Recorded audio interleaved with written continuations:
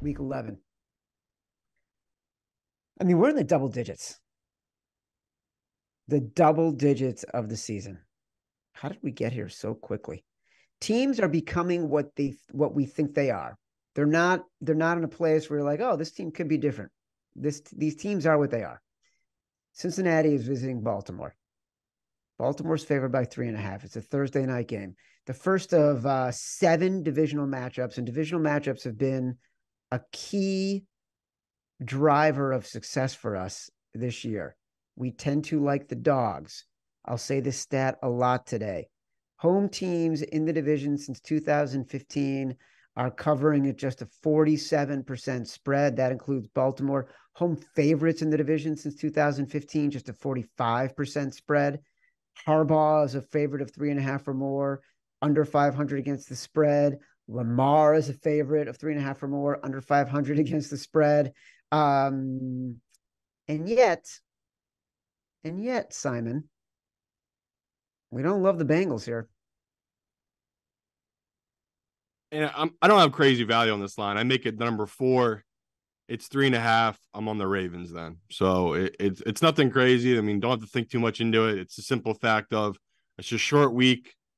The Bengals just played a really hard game. Now they're coming on the road to play a team that they're coming off their own bad loss. So just a bad. It feels like a bad spot for the Bengals. And if you want to back them, totally get it. You're catching 3.5 forward. A lot of books. You feel pretty good backing Joe Burrow at that number, but keep in mind I have this stat here from Evan Abrams. The Bengals are 1-23 in their last 24 road night games. So their last win came back in 2012. That's a big deal. It's a team that at home, Joe Burrow has done well in these night games, right? Even me and Chad took them earlier this year against the Bills at home. I believe they won by 6.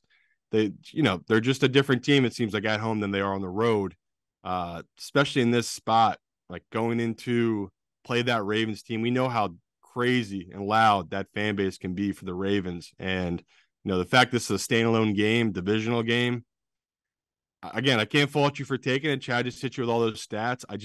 I don't like it that it's a short week this late in the season. To me, that's a big deal. And that gives a huge advantage to this Ravens team, especially a team that, they're much better than that they played against the Browns team, right? I think I saw a crazy stat, but I'm almost positive Watson went 14 for 14 passing in the second half against that Ravens team. You don't think they know that? Like that's going to be bulletin board material. That's embarrassing. That's embarrassing to let that happen to you at home and blow a 14-point lead. So I'm going to trust the Ravens here to bounce back in this spot. And we talked coming into the season, this Bengals team, not that I knew they're going to have a season from hell, but I said it to you. They'd won their division 2 years in a row. Like winning the North 2 years in a row is basically a death sentence just because you had to have gotten so lucky for things to break right for you to win in this tough division 2 years in a row. And last year, things broke right that Lamar got hurt and they tailed off the Ravens and the Bengals were able to catch up.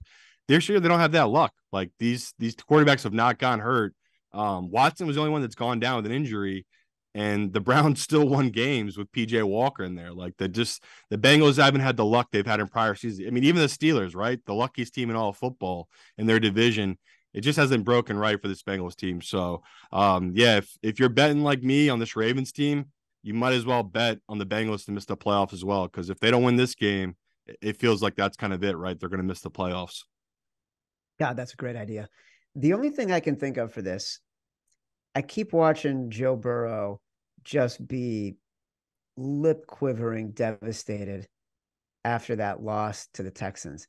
To see how much it means to him and sort of the pain. I'm not saying that's why they can come back and win this game, but I actually just find it to be an incredibly human moment about how much these guys put into each week of preparation and their competitive spirit.